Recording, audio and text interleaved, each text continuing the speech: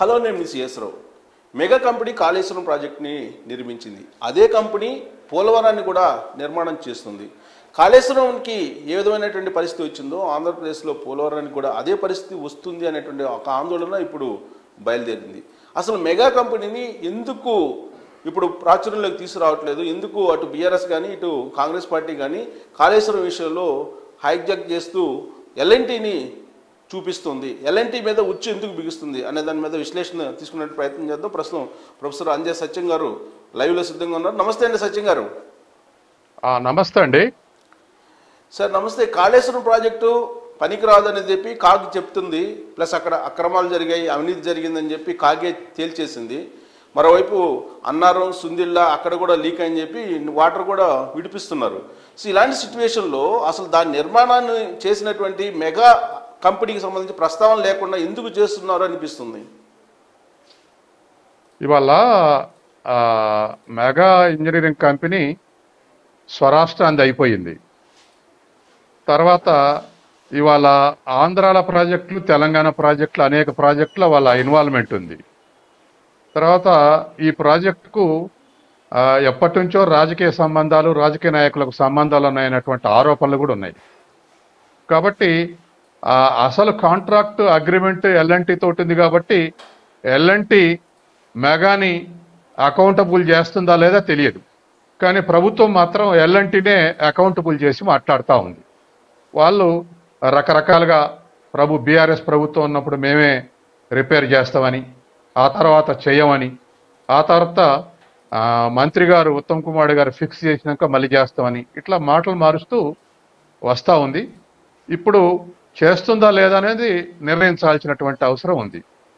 సరే, ఇది dam safety అథారిటీకి ఒప్పగిస్తామని ప్రభుత్వం అంటుంది, రాష్ట్ర ప్రభుత్వం. ఒప్పగించిన తర్వాత వాళ్ళు ఏ నిర్ణయం తీసుకుంటారనేది మనం ఎదురు చూడాల్సినటువంటి అవసరం ఉంది. సార్, ఇక్కడ మెగా కంపెనీ అనేది ఆల్రెడీ కాళేశ్వరం ప్రాజెక్టులో బాహుబలి మోటార్లు మునిగిపోయినప్పుడు ఆ కంపెనీకి సంబంధించినటువంటి ప్రొఫైల్ అంతా బయటకు వచ్చింది. అప్పట్లో ఉన్నటువంటి రజత్ కుమార్ వాళ్ళ బిడ్డ పెళ్లికి ఆయన పెట్టినటువంటి ఖర్చు, ఆయన బుక్ చేసినటువంటి లాడ్జీలకు సంబంధించి, హోటల్స్కి సంబంధించినటువంటి బిల్స్ ఇవన్నీ బయటకు వచ్చాయి. నేషనల్ మీడియాలో కూడా అది ఫోకస్ అయింది.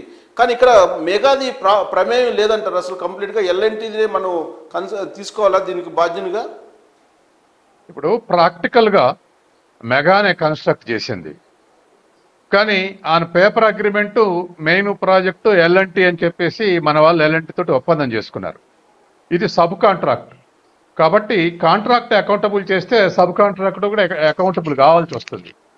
అయితే గతంలో రజిత్ కుమార్ అరేంజ్మెంట్స్ ఇవన్నీ కూడా గతంలో పత్రికల్లో వచ్చాయి. అప్పటి నుంచే కాళేశ్వరం చుట్టూ దాని కన్స్ట్రక్షన్, దాని క్వాలిటీ మీద అనుమానాలు నడుస్తూనే ఉన్నాయి అప్పటి నుంచే. కాబట్టి ఇది ప్రతిపక్షాలు కమిషన్స్ కోసమే దీని డిజైన్ మార్చారు అని చెప్పేసి అన్న ఆరోపణలు రోజొకటి రుజువు అవుతూ వస్తూ ఉంది. అది చివరికి ఎలక్షన్లో ప్రభుత్వమే డిమ్కి కొట్టేటువంటి స్థితికి వచ్చేసింది. ముందు అసలు మోటార్లు మునగటంతో రాష్ట్ర ప్రజలకందరికీ అనుమానం వచ్చింది, ఇది డిజైన్ ప్రకారం కట్టలేదని. ఆ తర్వాత ఇప్పుడు బ్యారేజ్ కుంగిపోవటం, తర్వాత పిల్లర్స్ కుంగిపోవటం, పైన ఉన్న బ్యారేజ్ కూడా కుంగిపోవటం, ఆ తర్వాత అన్నారానికి బొంగబట్టడం, నిన్నయాల సుందీలకు కూడా బొంగబడుతుంది అంటున్నారు. ఇవన్నీ కూడా ఖచ్చితంగా పొలిటికల్ బ్యూరోక్రాట్స్ యొక్క కుమ్మక్కుతోటే ఈ ఇంజనీరింగ్ సంస్థలు క్వాలిటీ లేని కన్స్ట్రక్షన్ చేశారేమో అనిపిస్తుంది.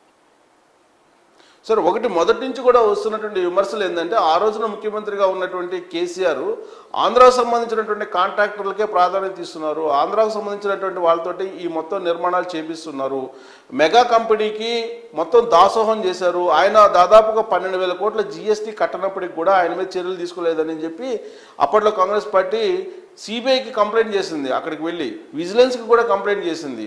అంటే మెగా కంపెనీ ఇప్పుడు మెగా ఎల్ఎన్టీ అవి కొన్ని పార్ట్స్గా ఆ కాంట్రాక్ట్ని తీసుకొని నిర్మాణం చేసింది. కానీ ఇప్పుడు కేవలం ఎల్ఎన్టీని మాత్రమే బాధ్యతలు చేయటం వెనక ఇప్పుడు రేవంత్ రెడ్డి కూడా ఈ ప్రాజెక్టు విషయంలో కొన్ని హైడెన్ చేస్తున్నారా? ఎందుకంటే ముఖ్యమంత్రిగా రేవంత్ రెడ్డి అయిన తర్వాత అర్ధరాత్రి వెళ్ళి మెగా కృష్ణారెడ్డి కలిశారు అనేది కూడా అప్పట్లో న్యూస్ వచ్చింది. సో దీని వెనక మొత్తం అసలు మెగాని కనిపించకుండా సీన్లోకి రాకుండా వ్యూహాత్మకంగా చేస్తున్నారా? ఖచ్చితంగా అండి, ఎప్పటి నుంచి ఆరోపణలు ఉన్నాయి.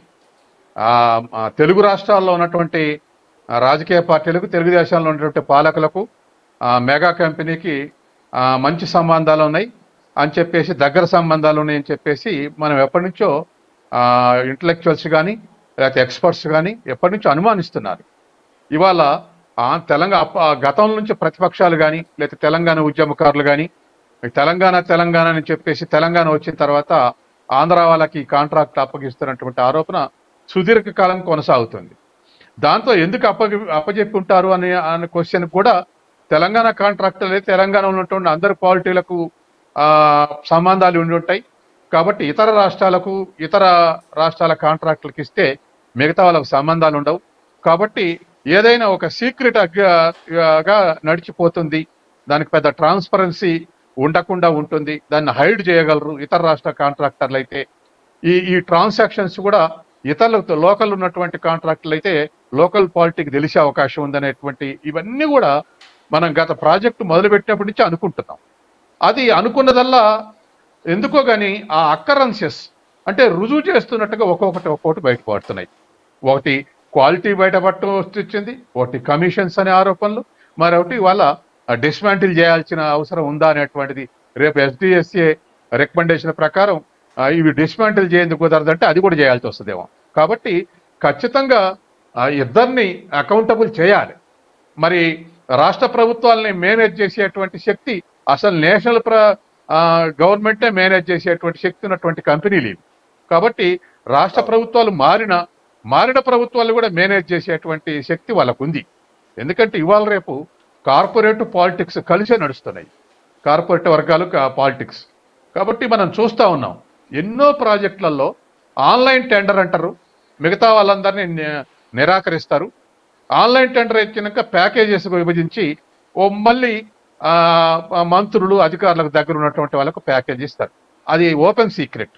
కాబట్టి ఇవాళ కూడా సబ్ కాంట్రాక్ట్ తీసుకున్నారు అంటే ఎల్ఎన్టీ లాంటి కంపెనీ మెగానాకు సబ్ కాంట్రాక్ట్ ఇచ్చిందంటే ఖచ్చితంగా మెగానా తరఫున ఎవరో ఒక పాలిటీషియన్ ప్రెజరైజ్ చేసి ఉండాలి, ఎవరో ఒక మంత్రి ప్రెజరైజ్ చేసి ఉండాలి. ప్రెజరైజ్ చేసుకుంటే అట్టిచ్చే అవకాశం లేదు. అలా తీసుకున్న తర్వాత మళ్ళీ మంత్రుల బంధువులకు కులాను జట్టుకుంటే వాళ్ళకు డిఫరెంట్ ప్యాకేజెస్ డిఫరెంట్ కాంట్రాక్టర్స్కి ఇచ్చారు. కాబట్టి ఇది మొత్తం కూడా ప్రాజెక్ట్ కన్స్ట్రక్షన్ అంతా పంచుకున్నట్లుంది తప్ప నాగార్జున సాగరో లేకపోతే మరొక ప్రాజెక్ట్ లాగా ఒక ఇంటిగ్రిటీ లాగా డెవలప్ చేసినట్టు మనకు అవుపట్లేదు. సార్, ఒకటి మొత్తం ఎపిసోడ్ చూస్తే 1,00,000 కోట్లు బుగ్గిపాలు అయిపోయినటువంటి ఒక ఆందోళన తెలంగాణ సమాజంలో కనిపిస్తుంది. ఎట్ ద సేమ్ టైం ఈ ప్రాజెక్టును నిర్మించినటువంటి మెగా కంపెనీయే ఆంధ్రప్రదేశ్లో ఉండేటువంటి పోలవరాన్ని కూడా ఇప్పుడు నిర్మిస్తుంది. సోషల్ మీడియాలో ఇప్పుడు ట్రెండ్ అవుతున్నటువంటి న్యూస్ ఏంటంటే మరో కాళేశ్వరం కాబోతుంది పోలవరం అనేది ట్రెండ్ అవుతుంది. దీనికి ఏమంటారు సార్? దీనికి వాస్తవానికి కాళేశ్వరం దగ్గర ఫ్లో అయ్యేదానికన్నా పోలవరం దగ్గర ఫ్లో అయ్యేటువంటి వరద ఎక్కువ.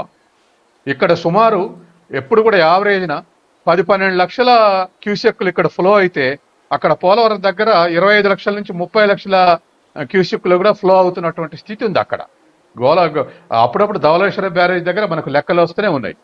ఆ వరదనే ఆపడానికి పోలవరం కన్స్ట్రక్ట్ చేస్తున్నారు కాబట్టి ఒత్తిడి ఎక్కువ ఉండే అవకాశం ఉంది. అయితే దీనికి ఒక డిఫరెన్స్ ఉంది. ఇదేం బ్యారేజీ, అదేం డ్యామ్. కాబట్టి డ్యామ్ యొక్క డిజైన్ ఎట్టుంది, బ్యారేజ్ యొక్క డిజైన్ ఎట్టుంది అనేటువంటి తేడాని కంపేర్ చేస్తే అప్పుడు కానీ మనం ఒక కన్క్లూజన్కు రాలేము. ఎందుకంటే ఇప్పుడు ధవళేశ్వరం బ్యారేజ్ని కాళేశ్వరం బ్యారేజ్ని పోల్చొచ్చు, ప్రకాశం బ్యారేజ్ని తర్వాత కాళేశ్వరం బ్యారేజ్ని పోల్చొచ్చు. కానీ నాగార్జున సాగర్ డ్యామ్ని కాళేశ్వరాన్ని కానీ లేక పోలవరాన్ని కాళేశ్వరం కానీ పోల్చేటువంటి అవకాశం లేదు. కానీ ఇప్పుడు ఎక్కువ ప్రజలు ఇంకా పోలవరం భరించాలి కాబట్టి క్వాలిటీ కనుక నిజంగా క్వాలిటీలో కనుక తేడా ఉంటే ఖచ్చితంగా అది కూడా అనుమానించాల్సి వస్తుంది. కాబట్టి ఒక బ్యారేజ్ని ఒక డ్యామ్ తోటి మనం పోల్చలేము. కానీ ఇప్పటికే ఆల్రెడీ పోలవరానికి సంబంధించినటువంటి నిర్మాణం ఫస్ట్ ఏమో తెలుగుదేశం పార్టీ అధికారులు ఉన్నప్పుడు నవయుగ కంపెనీ చేపట్టింది. ఇప్పుడు జగన్మోహన్ రెడ్డి వచ్చిన తర్వాత మెగా కంపెనీ ఎంటర్ అయింది. ఒకవైపు ఏమో అక్కడ కూడా ఒకటి ఆల్రెడీ కొట్టుకోబోయిందని చెప్పి పోలవరంలో కాపర్ డ్యామ్ కొట్టుకోబోయిందని చెప్పి న్యూస్ మనం వింటున్నాం. అది ఎప్పుడు కంప్లీట్ చేస్తారో చెప్పలేనటువంటి పరిస్థితుల్లో ఆంధ్రప్రదేశ్ ప్రభుత్వం ఉంది. వాళ్ళు ఏ సంవత్సరం ఆ సంవత్సరం నెక్స్ట్ ఏప్రిల్ అంటే 5 సంవత్సరాలు గడిపేశారు. సో ఇక్కడ అసలు మెగా తోటి వీళ్ళందరి బంధం ఏముందని మీకు అనిపిస్తుంది సార్? కేవలం షేరింగేనా? ఖచ్చితంగా అబ్సల్యూట్లీ షేరింగ్ అండి. ఇప్పుడు జగన్ రివర్స్ టెండరింగ్ పోయినప్పుడే జనానికి ఒక అనుమానం వచ్చింది. రివర్స్ టెండరింగ్ పోవటం వల్ల 700 కోట్లు సేవ్ అయినాయి పోలవరం అని చెప్తా ఉన్నాడు జగన్. కానీ 700 కోట్లు అనేది 38 సుమారు, రేపు మళ్ళీ ఇంకా ఎస్టిమేషన్ కాస్ట్ పెరిగితే 50,000 కంప్లీట్ అయ్యే వరకు అది చెప్పలేము మనం. 50,000 కోట్లు కూడా కావచ్చు. 50,000 కోట్లు కంప్లీట్ చేసే ప్రాజెక్టులో 700 కోట్లు అనేది పెద్ద రివర్స్ టెండరింగ్ వల్ల మేము మిగిల్చాం అనేటువంటిది పెద్ద ప్రజలు దానికి పెద్ద రెస్పెక్ట్ ఇవ్వలేదు. కానీ రివర్స్ టెండరింగ్ ద్వారా ఇతరులు మారటం, అంటే మనం అనుకున్నట్టు నవైగా పోయి మళ్ళీ ఇది రావటం, మేఘన రావటం, ఇవన్నీ కూడా ఖచ్చితంగా the collaboration between political parties and construction company, అది మనకు ఖచ్చితంగా తెలుస్తూనే ఉంది. కాబట్టి దాన్ని ఖచ్చితంగా మనం ఇవాళ ముందు ముందు 2 రాష్ట్రాల్లో కూడా క్వాలిటీ మెయింటైన్ చేయాలన్నా, లేకపోతే ప్రజలకు నమ్మకం కలిగే విధంగా కట్టాలన్నా చర్యలు తీసుకోక తప్పదు. ఎందుకంటే పోలవరానికి ఒక అడ్వాంటేజ్ ఉంది. ఏమిటంటే 13th షెడ్యూల్లో అనేక అంశాలు ఉన్నాయి. 2 రాష్ట్రాలకు ఏం చేస్తాం కేంద్రం అనేది. కానీ సపరేట్గా విభజన చట్టంలోనే పోలవరం అథారిటీని క్రియేట్ చేసి చేతిలో పెట్టారు. ఒక పల్లెంలో పెట్టి చేతిలో పెట్టినట్టు చేతిలో పెట్టారు ఆంధ్ర ప్రభుత్వానికి. క్రియేట్ చేసి పోలవరం అథారిటీ క్రియేట్ చేసి ఆ రాష్ట్రానికి ఏం పని లేకుండా. కానీ కన్స్ట్రక్షన్లో చేస్తున్నటువంటి ఇటువంటి మార్పులు, చేర్పులు, కమిషన్లు, వీటన్నిటి వల్ల అది ఆలస్యం అవుతా ఉంది. తర్వాత మారుతా ఉన్నారు. సో మారటం ఆలస్యంతో పాటు కాపర్ డ్యామ్ కూడా కొట్టుకోపోయింది. దానికి కారణం ఏంటంటే అప్పుడు ఉన్నటువంటి చంద్రబాబు నాయుడు చేసిన తప్పని చెప్పి ఇప్పుడు ప్రభుత్వం చెబుతుంది. కానీ ఆ కంపెనీ మాత్రం ఇంతవరకు ఏం చెప్పట్లేదు, ఆ నిర్మాణం చేస్తున్న కంపెనీ. ఇవాళ ఎట్లా ఉన్నాయంటే డ్యాము కట్టక ముందే కాలువలకు మొబిలైజేషన్ అడ్వాన్సులు ఇచ్చి కాలువలు తెచ్చి కమిషన్లు నొక్కారని చెప్పేసి మనం గత 10 సంవత్సరాలుగా మనం వింటూనే ఉన్నాం. పోలవరం డ్యాము మొదలు కాకముందే అటు ఉత్తర కాలువ ఇటు దక్షిణ కాలువ 2 కూడా పూర్తయినాయి. దరిదాపు ఫినిషింగ్ స్టేజ్లు ఉన్నాయి. 80% తవ్వారు కాలువల్ని డ్యామ్ పూర్తి మొదలు పెట్టకముందే.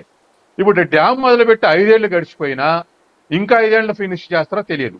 కాబట్టి మొబిలైజేషన్ అడ్వాన్స్ ఇవ్వటం, కాంట్రాక్టర్లకు వాళ్ళ నుంచి కమిషన్లు తీసుకోవటం, ఇది ప్రొసీజర్.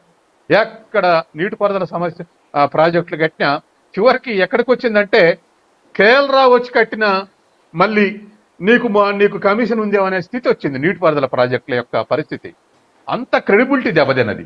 అంత క్రెడిబిలిటీ దెబ్బతినటానికి ఈ మోడర్న్ గవర్నమెంట్స్, ఈ 2 decades నుంచి గడుతున్నటువంటి ప్రభుత్వాల యొక్క తప్పుడు విధానాలే ఇటువంటి అనుమానానికి దారితీసేటువంటి పరిస్థితి ఏర్పడతా ఉంది. రైట్ అండి, థ్యాంక్ యూ వెరీ మచ్ సత్యం గారు విశ్లేషణ అందించినందుకు. సో మెగా కంపెనీ తప్పు చేసినా లేదంటే ఇంజనీర్లు తప్పు చేసినా అది ప్రభుత్వం యొక్క తప్పే. ప్రభుత్వాలు చేసినటువంటి తప్పుడు విధానాల కారణంగా, వాళ్ళ కమిషన్ల కారణంగానే ఇప్పుడు ప్రాజెక్టులు దెబ్బతింటూ ఉన్నాయి.